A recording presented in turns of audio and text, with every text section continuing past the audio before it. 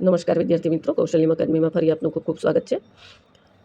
ધોરણ 12 ભાગ 1 નામના મૂળ તત્વો પ્રકરણ 4 ભાગીદારીનું પુનઃગઠન.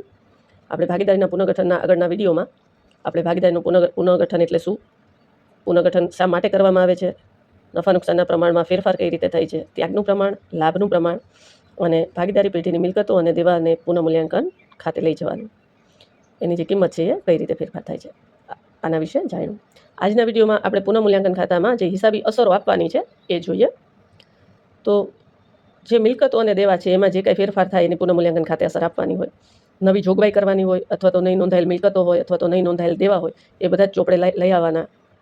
એની અસર કઈ રીતે આપવાની પુનઃમૂલ્યાંકન ખાતામાં આપણે જોઈએ. બરાબર.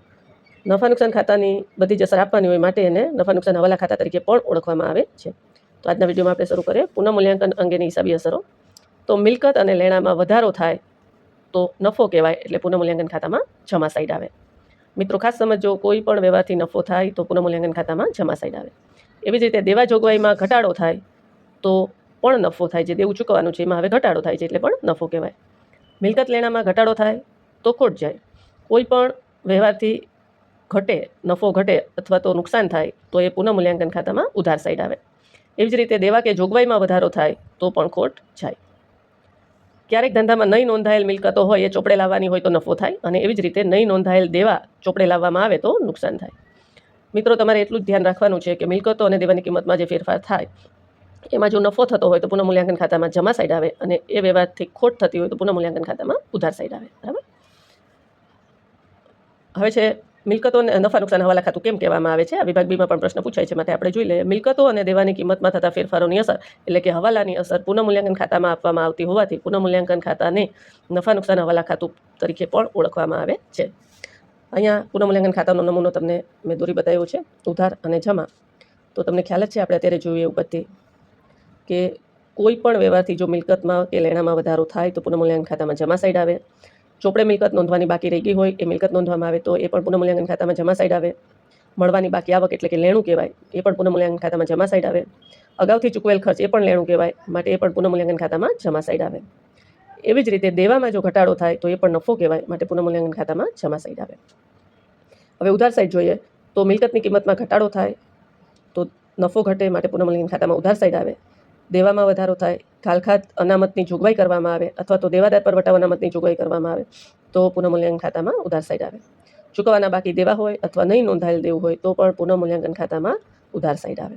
તો વિદ્યાર્થી મિત્રો, તમને પુનઃમૂલ્યાંકન ખાતામાં કેમ એન્ટ્રી આવે તમે સમજી ગયા છો. પછી તમને ખ્યાલ જ છે બાકી કાઢવાની. તો મોટા ટોટલમાંથી નાનો ટોટલ હોય એ બાદ થાય. બરાબર. જો જમા સાઈડનો વધારે ટોટલ હોય તો ઉધાર સાઈડ નફો આવે, અને ઉધાર સાઈડનો ટોટલ વધારે હોય તો જમા સાઈડ ખોટ આવે. નફો અથવા ખોટ ભાગીદારોના મૂડી ખાતે લઈ જવામાં આવે છે. એ જ રીતે મિત્રો આપણે મિલકતો અને દેવાના પુનઃમૂલ્યાંકન ખાતા માટેની આમ નોંધ જોઈએ. તો જ્યારે મિલકતોની કિંમતમાં વધારો થાય ત્યારે જે તે મિલકત ખાતે ઉધાર અને પુનઃમૂલ્યાંકન ખાતે જમા. મિલકતોની કિંમતમાં ઘટાડો થાય ત્યારે આ આમ નોંધ છે ઉલટાઈ જાય, પુનઃમૂલ્યાંકન ખાતે ઉધાર અને જે તે મિલકત ખાતે જમા. દેવાની રકમમાં વધારો થાય ત્યારે પુનઃમૂલ્યાંકન ખાતે ઉધાર, જે તે દેવા ખાતે જમા.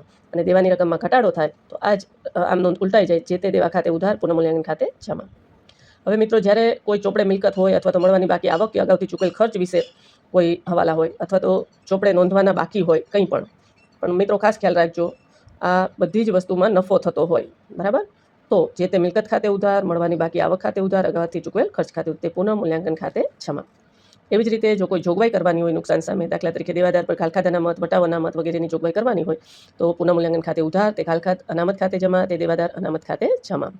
જ્યારે ચોપડે નહીં નોંધાયેલ કોઈ દેવાની નોંધ કરવાની હોય તો પુનઃમૂલ્યાંકન ખાતે ઉધાર, તે ચૂકવવાના બાકી દેવા ખાતે જમા. તો મિત્રો, આ વિડીયોમાં આપણે પુનઃમૂલ્યાંકન ખાતું અને એની આમ નોંધ કઈ રીતે બને છે આપણે જોયું. ટૂંકમાં એટલું જ યાદ રાખવાનું છે કે જે વ્યવહારથી નફો વધતો હોય એ પુનઃમૂલ્યાંકન ખાતામાં જમા સાઈડ આવશે, અને જે વ્યવહારથી નફો ઘટતો હોય અથવા ખોટ થતી હોય અથવા નુકસાન થતું હોય તો એ પુનઃમૂલ્યાંકન ખાતામાં ઉધાર સાઈડ આવશે. તો આ વિડીયોમાં વિદ્યાર્થી મિત્રો અહીં સુધી રાખીએ. ચેનલને સબસ્ક્રાઈબ કરજો, કૌશલ્ય એકેડમી તમારા મિત્રો સાથે શેર કરજો, કોમેન્ટ ખાસ કરજો. તમે કોમેન્ટ કરો તો મને ખ્યાલ આવે. બરાબર. આ વિડીયોમાં અહીં સુધી રાખીએ છીએ. વિડીયોને વધુમાં વધુ લાઈક કરજો, શેર કરજો, 12મા ધોરણના વિદ્યાર્થી સાથે શેર કરજો. આગલા વિડીયોમાં આપણે ભાગીદારી પુનઃગઠનની બ્લુપ્રિન્ટ જોઈ લીધી છે. તમે વિડીયો ન જોયો હોય તો ખાસ જોઈ લેજો. આ વિડીયોમાં અહીં સુધી રાખીએ. આગળના વિડીયોમાં આપણે મળીએ છીએ એકત્રિત નફા અને નુકસાનની વહેંચણીમાં. બરાબર. અહીં સુધી રાખીએ. અસ્તુ.